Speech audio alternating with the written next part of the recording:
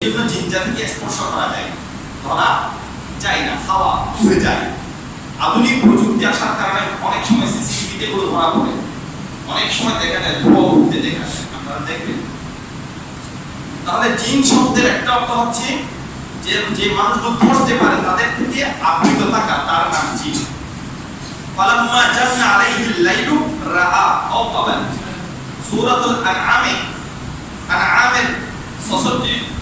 76 নং আয়াতে বলেছেন আল্লাহ ফালাম্মা জান্না আলাইহিল লাইলু, অর্থাৎ ইব্রাহিম আলাইহিস সালাম যখন দেখলেন রাতের বেলা যখন সূর্য যখন ডুবে গেল, চাঁদ যখন উদিত হলো, জান্না আলাইহিল লাইলু রাআ কাওকাবান, তখন ইব্রাহিম আলাইহিস সালাম তারকা দেখতে পেলেন। অর্থাৎ রাত তার অন্ধকার দিয়ে যখন ঢেকে ফেলল পৃথিবীতে, পুরো পৃথিবী ঘুমটা পড়ে গেছে, পুরো পৃথিবীর আলো চলে গেছে, রাত ঢেকে ফেলেছে। এখানে আল্লাহ জান্না শব্দ ব্যবহার করেছেন, জান্না মানে ঢেকে ফেলা। তাহলে জিন জাতি এমন এক জাতি, তারা নিজেকে ঢেকে চলে সবসময়, মানুষের আড়ালে চলে, তাদের জগৎ নিয়ে তারা চলে, মানুষের জগতে তারা আসে না, চেষ্টা করে না। তবে হ্যাঁ, কিছু সমাজচ্যুত অসামাজিক কিছু জিন আছে যারা এসে পড়ে মানুষের ক্ষতি করে, তাদের থেকে বাঁচতে হবে, তাদের থেকে বাঁচার কিছু যন্ত্র, বাঁচার কিছু মন্ত্র আমার নবী আমাদেরকে বর্ণনা করেছেন কোরআনে, সে ব্যাপারে আছে, আমি সেগুলো বলছি। এরপরে জিন শব্দের মূল শব্দ যেটা, সেটা নিয়ে কি করতে গিয়ে ইমাম রাসূল সাঈদী বলেছেন আল জিনান, যে কলব আমরা আমাদের ভিতরে কলব আছে, আপনারা জানেন কলবকে জিনান বলা হয়। যে कल्ब को कहते हैं क्योंकि वो हवा से मखफी होते हैं, हवा से मखफी होता है। অর্থাৎ কলব এমন এক জায়গায় আল্লাহ কলব সেটিং করেছে, ডাক্তাররাও চাইলে কলব ধরতে পারে না, কাটলো কলব দেখা যায়। কলব আছে বিশ্বাস করছি, কলব বলা যায় না, এটা মখফি। এই জন্য কলবের অপর নাম হচ্ছে জিনান।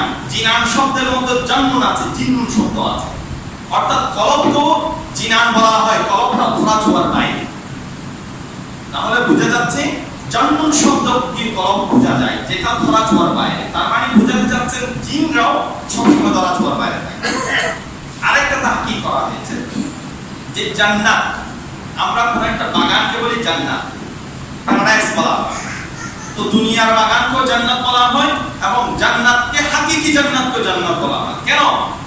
যে जन्नत हर उस बाग को कहा जाता है कि जिसमें घने दरख्त हो और जो जमीन को छुपा दे। জান্নাত বাগান ওই বাগানকে বলা হয় যে বাগানের মধ্যে প্রচুর পরিমাণে গাছ থাকবে, গাছে ওই বাগানের চারিদিকটাকে ঘিরে ধরবে। তো এই জান্নাত দুনিয়ার বাগান, তো আমরা ওই বাগানকে আমরা বাগান বলি যেখানে চারিদিকে গাছ পত্র-পত্তন আছে। তো জান্নাতের মধ্যে মানুষের জন্য এমন গাছ থাকবে, গাছগুলো চারিদিকে ঘেরাও থাকবে। অর্থাৎ এত সৌন্দর্য কি আল্লাহ বেষ্টন করে রাখবেন, মানুষ দেখে অভিভূত হবে। মানুষ বলবে এটা তো দুনিয়ায় তো এরকম অনেক গাছ দেখেছি, জান্নাতে দুনিয়ার সদৃশ গাছ থাকবে, জান্নাতও গাছ থাকবে। তো এখানে আনা হয়েছে কেন? যে জান্নাত শব্দের মধ্যে জন্নুন শব্দ আছে, জন্নুন দ্বারা জিন বোঝানো হয়। অর্থাৎ জান্নুন তারা এটা বোঝাতে যাচ্ছে যে অর্থাৎ জিনেরা আবৃত করে রাখে, তারা নিজেকে আবৃত করে রাখে, তা কি করছে। এরপরে জিন শব্দের যে মূলগত শব্দ আরেকটা আছে জানিন। জানিন মানে বাচ্চা। যে আপনার শরীরে অনেক বাচ্চা আছে, সবগুলো পিছে আছে, পিঠের মধ্যে আছে। আপনি যখন বৈধভাবে আপনি বিয়ে শাদী করবেন, স্ত্রীর রেহেমে যাবে সেই বাচ্চা, তখন থেকে সেই সন্তান তৈরি হবে, জানিন বলা হয় সেটাকে।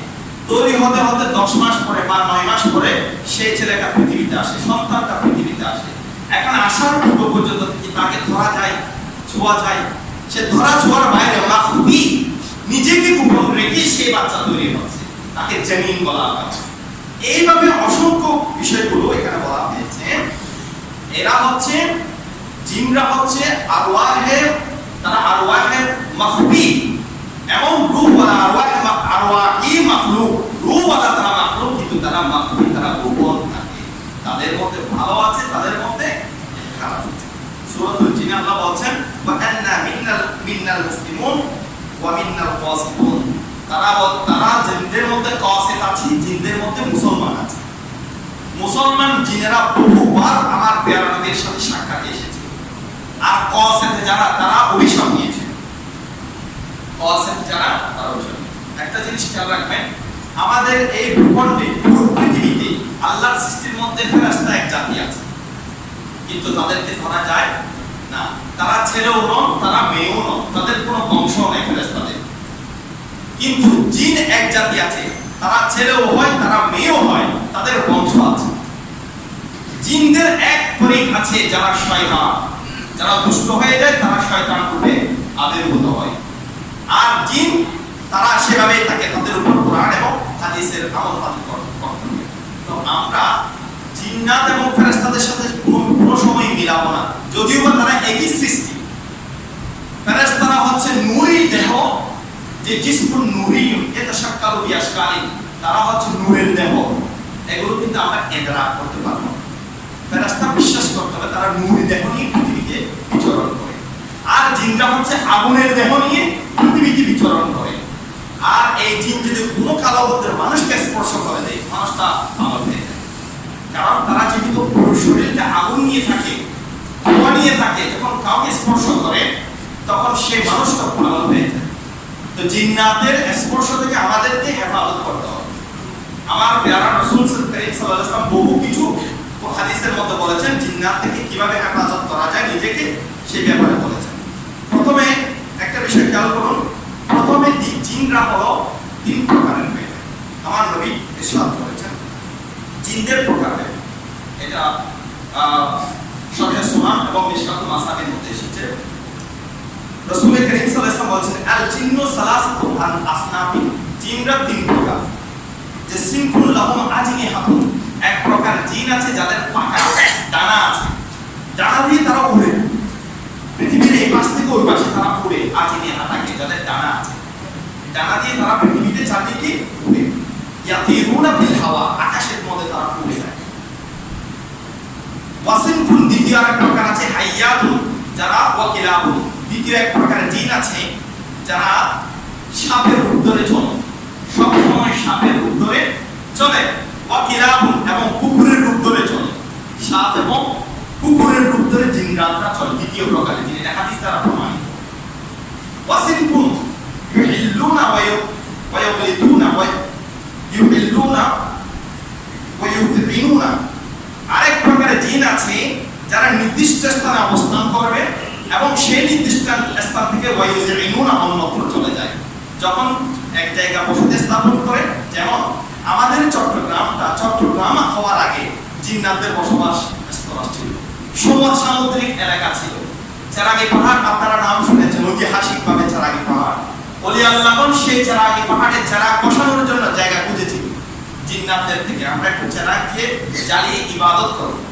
সেই দিকে চেরাগি পাহাড় চেরাগ জ্বালিয়েছে। যখন ওলি আল্লাহগণ সেখানে এসে ইবাদত করেছে, জিন্নারা বলছে এই জায়গাটা আমাদের ছিল, এখন মুসলমানের ওলি আল্লাহগণ দখল করে নিয়েছে, আমাদের চলে যেতে হবে। সুবহানাল্লাহ। ওলি আল্লাহগণ যেহেতু ইবাদতের চেরাগ জ্বালিয়ে দিয়েছে, জিন্নারা চলে গেছে। তাহলে দ্বিতীয় এক প্রকার জিন আছে যারা ইউহিল্লুনা ওয়া ইউযিনুনা, এক জায়গা থেকে আরেক জায়গায় সফর করে। তাহলে আমরা বুঝলাম জিন তিন শ্রেণীর হয়ে থাকে। এক শ্রেণীর আকাশে উড়ে ডানা দিয়ে, আরেক শ্রেণীর জিন্নাত আছে যারা সাপ এবং কুকুরের রূপ ধরে, আরেক শ্রেণীর জিন আছে এক জায়গায় থাকে আরেক জায়গায় চলে যায়। আমার প্রিয় রাসূল সাল্লাল্লাহু আলাইহি ওয়াসাল্লাম ঘোষণা করেছেন যে প্রকার জিন হবে হোক, তোমার সামনে যদি শেকেল সূরত পরিবর্তন করে আসে, তো আমি মুস্তাফা তোমাকে বলে দিচ্ছি, তুমি তিনবার তাকে বলো, তুমি যদি জিন হয়ে থাকো, দুষ্ট জিন হয়ে থাকো, চলে যাও। মুখে বলবে এই তুমি যদি দুষ্ট জিন হয়ে থাকো চলে যাও, তিনবার বলবেন। এটা হাদিস দ্বারা প্রমাণিত। এর ভিতরে যদি সে চলে যায় তাহলে গেল, সমস্যা নাই। এর ভিতরে যদি চলে না যায়, তাকে যে কোনো কিছু দিয়ে আপনি আঘাত করে মেরে ফেলতে পারবেন। এটা আমার নবীর হাদিস দ্বারা প্রমাণিত। জোরে বলুন সুবহানাল্লাহ। শায়খ মুহাক্কিক দেলভী রাহমাতুল্লাহি আলাইহি এরকম একটি riwayat আছে যে তিনি একদিন মসজিদে ইবাদত করছেন, হঠাৎ করে একটা সাপ চলে এসেছে। তিনি কয়েকবার বলেছে চলে যাওয়ার জন্য, এই হাদিসের বিস্তার। ওই সাপ যায় না, হঠাৎ করে তিনি সামনে যা ছিল তাকে মসজিদে তাকে মেরে ফেলেছে। ইত্যবসরে জানতে পারলেন ওই সাপটা ছিল জিনের বাচ্চাদের একটা সন্তান। বাদশা যখন সন্তানের তালাশ করছেন, খুঁজে খুঁজে যখন দেখলেন পৃথিবীতে তার ছেলেকে মারা হয়েছে, কে মারলো? খোঁজ নিয়ে দেখলো আব্দুল হক মুহাদ্দিস দেহলভী রাহমাতুল্লাহি আলাইহি, দেহলভী পরিবারের পুরো জগৎ বিখ্যাত মুহাদ্দিস তিনার সন্তান মেরে ফেলেছে। তখন জিন্দের বাদশা তাকে অ্যারেস্ট করার জন্য মসজিদে পাঠিয়ে দিলেন, সিপাহী পাঠিয়ে দিলেন। দুটি রিওয়ায়াত আছে, একটা রিওয়ায়াতে তিনার জন্য সেই সময়কার সময় ঘোড়ার গাড়ি পাঠিয়েছেন। তখন ও জিন্দাতরা মানুষের ছদ্মবেশে এসে বলছেন হুজুরকে, হুজুর আপনাকে বাদশা ডেকেছে। তো তিনি বলছেন বাদশা যেহেতু ডেকেছে আমি একটু যাই। তখন তিনি দুপুরের সময় কায়রোলা করছিলেন। ঘর থেকে ফ্রেশ হয়ে যখন ওই গাড়িতে উঠলেন, উঠা মাত্রই চাবুক একটা মেরেছে ঘোড়ার গাড়িতে, হঠাৎ করে উধাও হয়ে গেছে।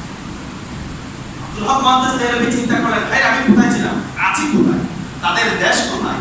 তাদের দেশ ওই যে সামুদ্রিক এলাকা যেখানে মানুষের বসবাস নাই, আল্লাহ সেইগুলোকে তাদের দেশ বানিয়ে দিয়েছে। আব্দুল হক মুহাদ্দিস দেহলভীকে শাহ ওলিউল্লাহ মুহাদ্দিস দেহলভীকে সেখানে নিয়ে গেল। তখন বাদশা জিজ্ঞেস করলেন, জিন্দের বাদশা জিজ্ঞেস করলেন, আপনি আমার সন্তানকে মেরেছেন? তিনি বলছেন আমি কারো সন্তানকে মারি নাই, যে আপনি যে সাপ মেরেছেন। তখন শাহ ওলিউল্লাহ মুহাদ্দিস দেহলভী বললেন, আমার প্যারা নবী ঘোষণা করেছেন মান তাশাব্বাহা বিকওমিন ফাহুয়া মিনহুম। আল্লাহ রাসূলের হাদিস, কোন মানুষ যখন কোন সৃষ্টি যখন কোন কিছু রূপ ধারণ করে তখন সেই সৃষ্টির অন্তর্ভুক্ত হয়ে যায়। আমি নবীর হাদিস মোতাবেক আমল করেছি। আপনার ছেলে, আমি পুরো জিন জাতিকে মারি নাই, আপনার সন্তান বলছেন সেই সন্তান সাপের ছদ্মবেশে ছিল, আমি সাপ মেরেছি, জিন মারি নাই। এটা আল্লাহ রাসূলের হাদিস। নবী বলছেন মান তাশাব্বাহা বিকওমিন ফাহুয়া মিনহুম, যে যার ছদ্মবেশে মানুষের সামনে আসবে সেই ছদ্মবেশের অন্তর্ভুক্ত হবে। অন্য কোনো ছদ্মবেশের নাম ধরলে বা কোন জাতি সেটা বক্তব্য নয়। অর্থাৎ আমি সাপ মেরেছি, জিন মারি নাই। তখন জিন্দের বাদশা বলেন, আপনি যে হাদিসটা বলেছেন সেটা কি হাদিস, আসলে কি আল্লাহ রাসূলের হাদিস? তিনি বলছেন হ্যাঁ। তখন জিন্দের সেই সময়কার সময়ে রাসূলুল্লাহ সাল্লাল্লাহু আলাইহি ওয়াসাল্লামের জামানায় আমার নবীকে দেখেছে এমন অনেক জিন ছিল। তাদের কাছে জিজ্ঞেস করলেন, তোমরা বলো এই হাদিসটা রাসূলের জামান থেকে বের হয়েছে, তোমরা শুনেছো কিনা? একজন বলে উঠলো, হ্যাঁ হুজুর, মুহাদ্দিস সাহেব যে হাদিসটা বলেছেন এটা সহিহ হাদিস, আমরা শুনেছি রাসূলুল্লাহর জামান থেকে। তখন তিনি বললেন, তাহলে তো আর কোনো বিচার করা যাবে না, মুহাদ্দিস সাহেবকে আপন করে ফেরত দিয়া। সুবহানাল্লাহ। তাহলে জিন্নাতদের ছোঁয়া থেকে বাঁচার জন্য কৌশল আছে। আপনার পরে যখন এই ধরনের কিছু দেখবেন, প্রথমে বলবেন আপনি জিন্নাত দিলা, তুমি যদি দুষ্ট কিছু হয় তাহলে চলে যাও, 3 বার বলবেন, হাদিসে আছে। 3 বার বলার পরে যদি না যায় তাকে হত্যা করতে পারবেন, কারণ এটা রাসূল ইসলামের আমার নবীর ফরমান আছে। দ্বিতীয়ত, আপনার ঘরের আশেপাশে যখন কোনো গর্ত থাকবে, ছোট গর্ত বড় গর্ত, আমার নবীজি ঘোষণা করেছেন তোমরা গর্তের মধ্যে কোনো সময় পেশাব করবা না, গর্তের মধ্যে কোনো সময় পেশাব পায়খানা করবা না। কারণ জিন্নাতের বসবাস যেভাবে অরণ্য, জিন্নাতের বসবাস যেভাবে সামুদ্রিক এলাকা, জিন্নাতের আরেকটা বসবাস স্থল আছে, সেটা হচ্ছে গর্ত। গর্ত তোমরা পেশাব করবা না, কারণ গর্তের মধ্যে জিন্নাতরা বসবাস করে। কারণ যেহেতু তারা হাওয়াই দেহ, যেহেতু তারা যে কোনো জায়গায় অগ্রসর হয়ে যেতে পারে, সেজন্য হুজুরের মধ্যে তোমরা পেশাব করবা। তারপরে আমার নবী ঘোষণা করছে, এটাও হাদিস, আমি সময়ের অভাবে সংক্ষেপে আসতে যাচ্ছি, যেহেতু মূল বিষয়টা আপনাদেরকে বুঝিয়ে দিতে হচ্ছে। তারপরে আমার নবী বলছেন প্রতিটি বাথরুমে জিন্নাত থাকে। আপনাদের ঘরে যে বাথরুমগুলো আছে এগুলো অরক্ষিত, প্রতিটি বাথরুমে জিন্নাত থাকে। আপনি যখন বাথরুমে প্রবেশ করবেন, জিন্নাতরা আপনার ব্রেনে খেলা করবে, জিন্নাতরা আপনাদেরকে স্পর্শ করতে চাইবে। রাসূল করিম সাল্লাল্লাহু আলাইহি ওয়াসাল্লামের দুটি হাদিস এভাবে আছে যে বাথরুমে প্রবেশ করার সময় বিসমিল্লাহ বলল, অথবা আল্লাহুম্মা ইন্নী আউযু বিকা মিনাল খুবুসি ওয়াল খাবাইস বলল, এটা পড়া মাত্রই বাথরুমের জিন্নাতরা আপনাকে আর কোনো ক্ষতি করতে পারবে না। সুবহানাল্লাহ। আমার এটা বুখারী শরীফে আছে, আল্লাহুম্মা ইন্নী আউযু বিকা মিনাল খুবুসি ওয়াল খাবাইস, এটা জবান থেকে বাইরে হওয়া মাত্রই ওই যে বাথরুমের দুষ্ট অনিষ্টকারী যে জিন্নাতগুলো আছে এগুলো আপনাকে আর ক্ষতি করতে পারবে। তাহলে দেখেন, ইসলামিক মন্ত্র আপনাকে রাখতে হবে। আমরা সব সময় নিজেকে রক্ষা করার জন্য অনেক সিকিউরিটি জিনিস রাখি, কিন্তু ইসলামিক কিছু সিকিউরিটি আছে যে জিন্নাতরা, দুষ্টরা, অসিকিন যারা আছে, তারা আপনাকে কালাবদ্রে আপনাকে ক্ষতি করতে পারে। সেই জন্য তাদের থেকে বাঁচার জন্য আমার নবী যে সময় যে দোয়া দিয়েছেন সেই দোয়া আপনার জানা থাকতে হবে। এগুলো থাকলে আপনি বড় বড় দুষ্ট চক্র থেকে, জিন্নাতদের থেকে আপনি বাঁচতে পারবেন। আল্লাহ আমাদেরকে আমল করার তৌফিক দান করুন। তারপরে দেখেন রাসূল করিম সাল্লাল্লাহু আলাইহি ওয়াসাল্লাম আমার নবী বলেন যে তোমাদের তোমাদেরকে আমি আরো কিছু বিষয় বলে দিই, তোমরা কোনো সময় গণকের কাছে যাবে না, কাহিনের কাছে যাবে না। গণক মানে বুদ্ধ। আমাদের যে এলাকা খুঁজে দেখুন না কেন, এমন কোনো এলাকা নাই বিশেষ করে ছেলেদের চেয়ে মেয়েরা একেবারে তারা ব্যস্ত হয়ে যায় বৌদ্ধের কাছে যেতে, গণকের কাছে যেতে। আমার নবী বিভিন্ন হাদিসে বলেছেন, আমি মুস্তাফার ধর্ম পেয়ে যে গণকের কাছে যায় তারা আমার সাথে বেঈমানি করলো, গাদ্দারি করলো, তারা আমি নবীর উম্মত নয়। আমার নবী বলেছেন। তাহলে দেখেন মুসলিম শরীফের হাদিস, আমার প্রিয় নবী সাল্লাল্লাহু আলাইহি ওয়াসাল্লামকে একদিন সাহাবায়ে কেরামরা বলছেন, ইয়া রাসূলুল্লাহ গণকের কাছে কেন যাব না? তারা তো হাত দেখা মাত্র বলে যে তুমি আগামী সপ্তাহে তোমার একটা শুভ সংবাদ আছে, আগামী সপ্তাহে বা আগামী বছর তোমার একটা শুভ সংবাদ আছে বা একটা ছুটি আছে। হাত দেখা মাত্র, চেহারা দেখা মাত্র বা চোখ বন্ধ করলে তারা অনেক কিছু বলে দেয় এরকম আছে। ইয়া রাসূলুল্লাহ এগুলো আরবের কথা বলছি, আরবের মধ্যে এগুলো ছিল, আজমে থাকবে না। আরবের সাহাবায়ে কেরামরা উম্মুল মুমিনিন আয়েশা সিদ্দিকা রাদিয়াল্লাহু তাআলা আনহা থেকে রওয়ায়াত করেছেন, আমার নবীর কাছে এসে বললেন, ইয়া রাসূলুল্লাহ আমরা কাহিনের কাছে যাই, গণকের কাছে যাই, বুদ্ধের কাছে যাই, কিন্তু তারা যা বলে তা তো হয়ে যায়। তো যাবো না কেন? যে মানুষটা আগামী দিন 5-10 দিনের পরে 1 বছর পরে কি হবে সেটা বলে দিতে পারছে, তাহলে যাবো না কেন? আমার নবী বলেছেন, তোমরা কথা সত্য বলেছো। তারা যেই পাওয়ারের কারণে বলে, তারা ওই জিন্নাত, দুষ্ট জিন্না আকাশে গিয়ে খবর নিয়ে আসে, প্রথম আসমানের কাছাকাছি গিয়ে খবর নিয়ে আসে।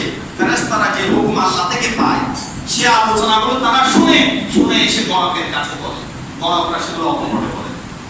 কিন্তু দুঃখের বিষয় এখানে, তারা বলার সময় ওই জিন্নাতটা আসমানি কথা সাপ্লাই দেওয়ার সময় নিজের কথাগুলো দিয়ে দিয়েছে, অর্থাৎ নিজের থেকে বানিয়ে অনেক কিছু বলে। আমার নবী বলছেন, ফায়াখলিতুনা ফিহা আকসারা মিন মিয়াতি কাযিবা। আমার নবী বলছেন তারা একটা কথা বলার সময় 100টা কথা নিজের থেকে বলে গণকের কাছে শুনিয়ে দেয়। সুতরাং গণক, যখন আপনি গণকের কাছে যাবেন, তার একটা কথা বিশ্বাস করেছেন, আরো 100টা কথা সে মিথ্যা বলে আপনাকে শুনিয়ে দিয়েছে। তারা নিঃসন্দেহে সে আমার ধর্মকে কলুষিত করেছে। আমার ধর্ম ইসলাম ধর্মে তো মিথ্যার কোনো আশ্রয় নেই। আমার নবী বলছেন, তোমরা গণকের কাছে যেও না। গণক তারা ওই যে ফাসিকিন জিনদের থেকে ইনফরমেশন নিয়ে তোমাদেরকে সাপ্লাই দেয়, তারা সত্য মিথ্যা বলিয়ে তোমাদের কাছে।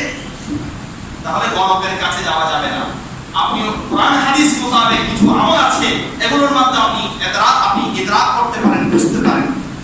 গণকের কাছে যাওয়া যাবে না, এটা আমার নবী ঘোষণা করেছেন। তারপরে আসেন, জিন্নাতদেরকে যদি আপনি স্বপ্নে দেখেন, যদি জিন জাতিদেরকে স্বপ্নে দেখেন তাহলে কি হবে? এগুলো কিতাবের মধ্যে আছে, বিশেষ করে হায়াতুল হাইওয়ানের মধ্যে জামালউদ্দিন নবীরি রাহমাতুল্লাহ আলাইহি ঘোষণা করেছেন। যদি আপনি কোনো জিনকে যদি স্বপ্নে দেখেন, যে জিন আপনার কোনো জিনকে যদি আপনি স্বপ্নে দেখেন, তাহলে বুঝতে হবে যে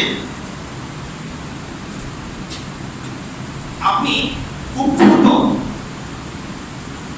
এমন এক জিনকে আপনি স্বপ্নে দেখেছেন যে আপনার সাথে কাজ করছে, যে কোনো একটা কর্মে, ব্যবসা বাণিজ্যের মধ্যে আপনি জিনকে স্বপ্নে দেখেছেন আপনার সাথে সহযোগিতা করছে, স্বপ্নে দেখেছেন।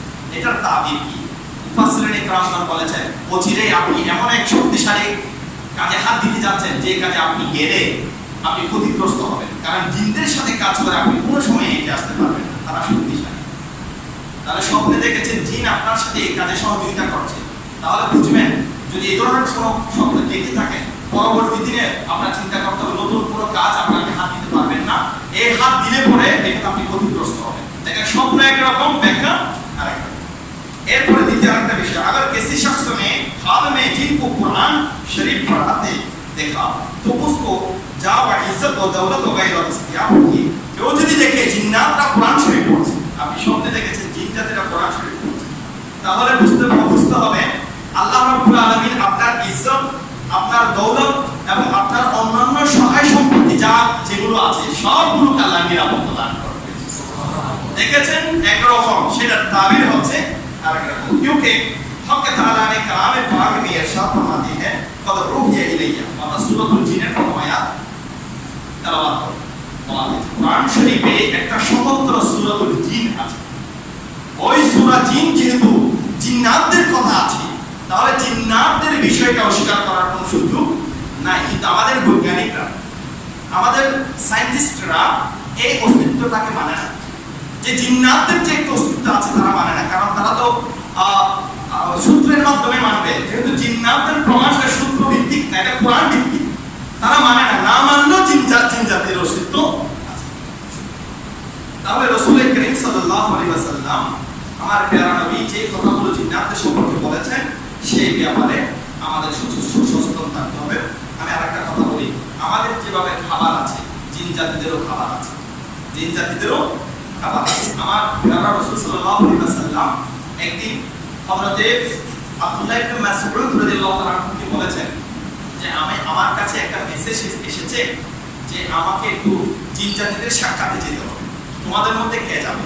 সাহাবায়ে কেরামদেরকে এক জায়গায় রেখে আমার নবী পরামর্শ করছেন, আমার কাছে ইনফরমেশন এসেছে যে জিন জাতিদের কাছে যেতে হবে, কারণ কিছু মুসলিম জিন আমার সাথে সাক্ষাৎ করতে চাচ্ছে। তখন সাহাবায়ে কেরামের মধ্যে অসংখ্য সাহাবা ভয়ে ভীত সন্ত্রস্ত হয়েছে, বাবা আমরা কিভাবে জিন জাতিদের সাথে সাক্ষাৎ করব? তন্মধ্যে হযরত আব্দুল্লাহ ইবনে মাসউদ রাদিয়াল্লাহু আনহু বলেন, ইয়া রাসূলুল্লাহ আমি আপনার সাথে যাব, আমার কোনো ভয় নেই, যেহেতু মুস্তাফা যার সাথে থাকবে তার কিসের ভয়, ভয় যত আসবে সব ভয়রোধক ব্যক্তি আমার সাথে আছে। তিনি বললেন আমি ইয়া রাসূলুল্লাহ আমি আপনার সাথে যাব। তখন আমার নবীজি বললেন চলো, আমাকে কিছু জিন জাতিরা কোরআন তেলাওয়াত করে শোনাতে চাচ্ছে। কি কোরআন? ওই যে কোরআন শরীফে সূরাতুল জিন আছে, কুল উহিয়া ইলাইয়া আন্নাহু ইসতামা'a নাফারুম মিনাল জিন্নি ফাকালু ইন্না সামি'না কুরআনান আজাবা। যে জিন জাতিরা বলছে আমরা মুস্তাফা মুহাম্মদ রাসূলুল্লাহ সাল্লাল্লাহু আলাইহি ওয়াসাল্লাম ফজরের নামাজের মধ্যে বিভিন্ন নামাজে যখন সূরাতুল জিন পড়ে আমাদের আশ্চর্য লাগে, কোরআনটা এত সুন্দর। আমরা ধর্ম নিয়ে আমাদের যেটা একটা দোয়াশাল ছিল, আমরা যে দোয়াশার মধ্যে ছিলাম, আজ আমাদের সব কেটে গেছে। যে আখির জামানার নবী যখন কোরআন পড়ে ইন্না সামি'না কুরআনান আজাবা, কোরআন শরীফে আমরা নতুন নতুন কিছু ইনফরমেশন পাচ্ছি, কোরআন শরীফের তেলাওয়াত করে শুনে আমাদের হৃদয় পরিবর্তন হয়ে যাচ্ছে, আমরা এক আল্লাহর উপর ঈমান নিয়ে আসছি। সুবহানাল্লাহ। তখন আমার নবীজি হযরত আব্দুল্লাহ ইবনে মাসউদ রাদিয়াল্লাহু আনহুকে সঙ্গে নিয়ে ওই জিন জাতিদের সাক্ষাতে যাওয়ার জন্য হযরত রাসূল করিম সাল্লাল্লাহু আলাইহি ওয়াসাল্লাম নাসিবিন নামক একটা এলাকা, নাসিবিন অন্য হাদিসে এসেছে ইরাক এবং সিরিয়া দুই এলাকার মাঝখানে একটা এলাকা কথা বলা হয়েছে। তখন আব্দুল্লাহ ইবনে মাসউদ রাদিয়াল্লাহু আনহু সম্মান প্রিয় নবীজি গমন করলেন, অথবা মদিনা শরীফের কোন একটা এলাকা। তখন যেতে যেতে যেতে যেতে তারা রাসূল করিম সাল্লাল্লাহু আলাইহি ওয়াসাল্লামকে নিয়ে গিয়ে ওই জিন জাতিদের কাছে গেলেন। যাওয়ার পরে তিনি দেখতে পেলেন ফান্তালাকা হাত্তা ইদা জা আল হাজুন, অথবা হাজুন নামক এলাকার মধ্যে এসেছেন। ইনদা শিয়াবি ইবনে আবি তুবি খাত্তা আলাইয়া খাত্তান ফাকালা লা তুজাবিজু। আব্দুল্লাহ ইবনে মাসউদকে বললেন, আব্দুল্লাহ ইবনে মাসউদ তুমি আমার সাথে এসেছো জিন জাতিদের সাক্ষাতে, আমি একটা লাঠি দিয়ে আসা মুবারক দিয়ে একটা হক করে দিচ্ছি, গুণ চক্র দিচ্ছি, এখানে তুমি দাঁড়িয়ে থাকবে, সামনে যাবেন। আমি রাসূলুল্লাহ তাদের কাছে যাব, তাদের সাথে কথা বলবো। সুম্মা মাদা ইলাল হাজুন, আমার প্যারা রাসূল সাল্লাল্লাহু আলাইহি ওয়াসাল্লাম হাজুন নামক জায়গার মধ্যে অথবা নসিবিন নামক জায়গার মধ্যে গেলেন। যাওয়ার পরে মান হাদারু আলাইহি আমসাল আল হাজারি কাআন্নাহুম রিজালুল ফুকি। তখন আব্দুল্লাহ ইবনে মাসউদ বললেন, আমার নবী যখন সামনে গেল আমি দেখতে পেলাম আকাশ থেকে কতগুলো হাজুন, অর্থাৎ এমন লাল রঙের টুটওয়ালা পাখির মতো লাগছে, লাল রঙের টুটওয়ালা পাখির মতো আকাশ থেকে উড়ে আসছে, নেমে আসছে। দেখে আমি ভীত সন্তুষ্ট হয়ে গেছি। ইয়াকরাউনা ফি দুফুফিহিম কামা তাকরাউ নিসওয়াতু ফি দুফুফি হাত্তা গাশাউ। তারা দফের মতো, দফ বাজারে যে আওয়াজ হয়, ঢোল বাজারে যে আওয়াজ হয়, সেই রকম আওয়াজের ধ্বনি দিয়ে আসমান থেকে নেমে আসছে রাসূলের সাথে সাক্ষাৎ করার জন্য। ফাকাবা আন বাসারি ফাকুনতু, হঠাৎ করে আমার নবীজি আমার থেকে, আমার নবী সহ ওই যে জিন্নাতরা আমার থেকে অদৃশ্য হয়ে গেল। আমি দুয়াশা দেখছি, কিছুই দেখছি না। তখন দুয়াশা যখন দেখছি নিজে নিজে ভয়ে সন্ত্রস্ত হয়েছি, দাঁড়িয়ে গেছি। যেই জায়গায় আমার নবী ভুল চক্র দিয়েছে সেখান থেকে দাঁড়িয়ে গেছি। তখন তো আমি দাঁড়িয়ে গেলাম। ফাআউমা ইলাইয়া বিয়াদিহি আনিজিলিস, আমার নবী হঠাৎ করে আমার দেখা দিলেন, আমার নবী বলছেন বসো বসো, দাঁড়ায় না, বসো, বসাই দিলেন আমাকে। সুম্মা তাওয়াল কুরআনা ফালাম ইয়াজাল সাওতুহু ইয়ারফাউ ওয়ালাসিকু বিল আরদি হাত্তা সিরতু আসমাউ সাওতাহুম ওয়ালা আরাহুম। তখন আমি তারা আমার প্যারা নবীকে কোরআন শরীফে সূরাতুল জিন কুল উহিয়া ইলাইয়া আন্নাহু ইসতামা'a নাফারুম মিনাল জিন্নি ফাকালু ইন্না সামি'না কুরআনান আজাবা, সেটা তেলাওয়াত করে আমার প্যারা নবীকে শোনাতে আমি শুনলাম। সুবহানাল্লাহ। দেখেন জিন জাতির কোরআন তেলাওয়াত। আচ্ছা, আমার নবীকে খুব সুন্দর করে জিন জাতিরা কোরআন তেলাওয়াত করে আমার নবীকে শোনালেন। ফাকালু ইয়া রাসূলুল্লাহ সাল্লাল্লাহু আলাইহি ওয়াসাল্লাম, তখন তারা প্রথমে আমার নবীকে বললেন যে মা আনতা বা মান আনতা, আপনি কে? জিন জাতিরা বললেন। ক্বালা, আমার নবী বললেন আনা নবিয়ুল্লাহ, আমি আল্লাহর নবী। ক্বালা, তারা বললেন ফামান ইয়াশহাদু লাকা আলা যালিক, আপনি যে আল্লাহর নবী সেটার প্রমাণ কি? জিন জাতিরা বলছে। তখন আমার নবী বললেন প্রমাণ তো অহরহ আছে, কোনটা দিব প্রমাণ তোমাদের? গত জুমা তো আমি বলেছি একটা দিক, এই মরুভূমিতে একটা খেজুর গাছ আছে, ডাকলে আসলে বুঝবো আমি নবী। এই কথা নবী বলেছেন হাদিহি শাজারাতু তাআলি ইয়া শাজারা, আমার নবী গাছের দিকে তাকালেন, এই গাছের দিকে আসো। ডাক দেওয়া মাত্র গাছের এক খণ্ড চলে এসেছে আমার নবীর সামনে। ফাজাআত তাজুরু উরুকাহা লাহা ফাআকিউ হাত্তা ইনসাব্বাত বাইনা ইয়াদাইহি, আমার নবীর সামনে চলে আসলেন। আমার নবী বললেন এবার প্রমাণ হয়ে গেছে। ফাকালা আলা মাযা তাশহাদিনা আলী, قالت اشهد انك رسول الله قال اذهبي فرجعت كما جاءت حتى صارت كما كانت, আমার নবী বললেন ও গাছ তুমি কি স্বীকৃতি দাও আমি যে আখিরি জামানার নবী? গাছ জবান খুলে বলল হ্যাঁ আপনি আল্লাহর রাসূল। আমরা সামনে নবী বলছেন গাছ তুমি চলে যাও। জিন জাতিদেরকে দেখালেন তোমরা কিসের জিন জাতি? আমার প্রিয় নবী, আমার নবী, আমার নবী, আমার নবী কোনটা প্রয়োগ করেছে? দেখেন একটা বিষয় খেয়াল রাখবেন, আমাদের সাথে জিনের সম্পর্ক নেই, আছে? মানুষ জাতির সাথে জিনের সম্পর্ক হতে পারে না, মানুষ জাতির সাথে আল্লাহ এবং রাসূলের সম্পর্ক হতে পারে, মানুষ জাতির সাথে ওলি আল্লাহর সম্পর্ক হবে, কারণ তারা আমাদের মতো একটা সৃষ্টি। আমাদের মধ্যে কিছু দুষ্ট লোক আছে যারা জিনদেরকে মুসাখখার করে মানুষের ক্ষতি করে, এরকম অনেক মানুষ আছে, তাদেরকে আল্লাহকে আমাদের ময়দানে ছাড়বে না। জিনকে মুসাখখার করলে একদিন জিন তার বংশ শেষ করে দেবে। এই জন্য ওলি আল্লাহর সাথে সম্পর্ক রাখবেন, জিনের সাথে আমাদের সম্পর্ক নাই, তারা তাদের মতো থাকবে। আমার নবী যখন প্রমাণ দেখালেন আমার নবীর নবী কলা, তখন তিনি বললেন আমার প্যারা রাসূল করিম সাল্লাল্লাহু আলাইহি ওয়াসাল্লাম তাদেরকে বুঝান আমি নবী।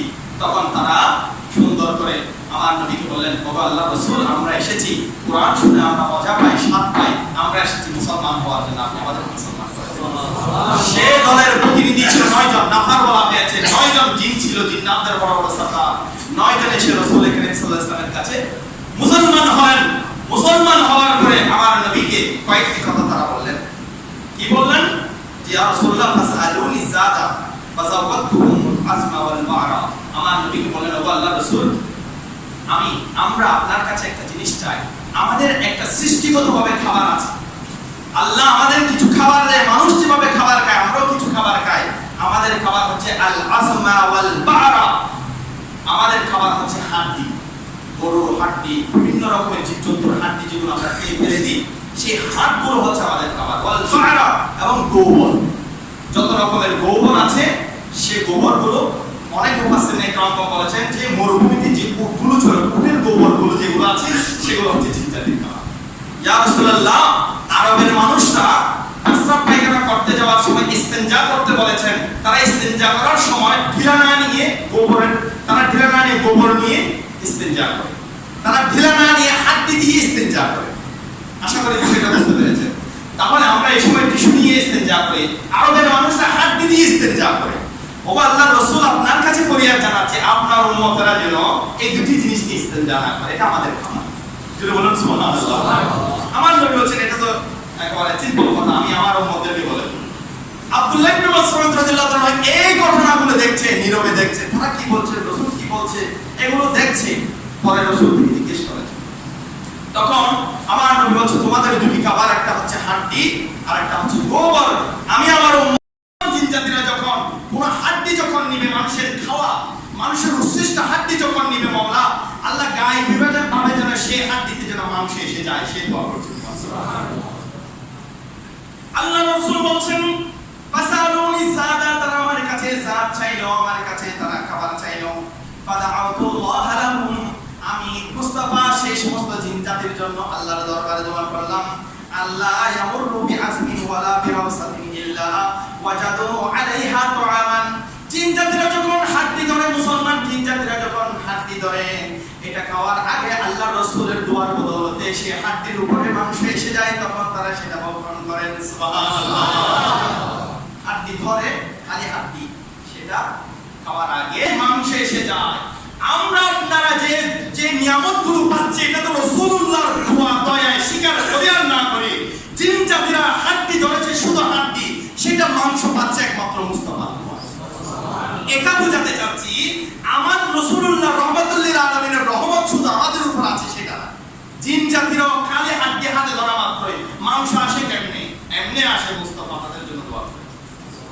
তাহলে রহমাতুল লিল আলামিন শুধু আমাদের জন্য রহমত ছিল না, জিন জাতিদের জন্য রহমত। তাদের খাবারের জোগাড় আমার নবীর দোয়ার মাধ্যমে হয়েছে। এই জন্য আমার নবী বলেছেন লা তাস্তানজু বির রাস ওয়ালা বিল আসমি ইজামি ফাইন্নাহু সাদু ইখওয়ানিকুম মিনাল জিন্নি। ও আমার উম্মতরা, তোমরা হাড্ডি দিয়ে এবং গোবর দিয়ে তোমরা ইস্তেঞ্জা করিও না, এটা তোমাদের ভাইদের খাবার। তাহলে সৃষ্টি জগতে বৈজ্ঞানিকরা আলোচনা করুক, বৈজ্ঞানিকরা আলোচনা না করুক, মানব আর না মানব, সৃষ্টি জগতে একটা অস্তিত্ব আছে যে জাতির নাম হচ্ছে জিন জাতি। আমার স্ক্রিপ্ট অনেক লম্বা, প্রায় 7 ধরে আমি এই বিষয়ের উপর স্টাডি করেছি। সময় সংক্ষেপের কারণে এতটুকুই বলছি, এই জিন জাতিদের থেকে বাঁচার জন্য আপনাকে সবসময় হেফাজত রাখতে হবে। তাদের ভিতরে দুষ্ট আছে। আপনি ঘর থেকে বের হবেন, কুল আউযু বিরাব্বিন নাস, কুল আউযু বিরাব্বিল ফালাক,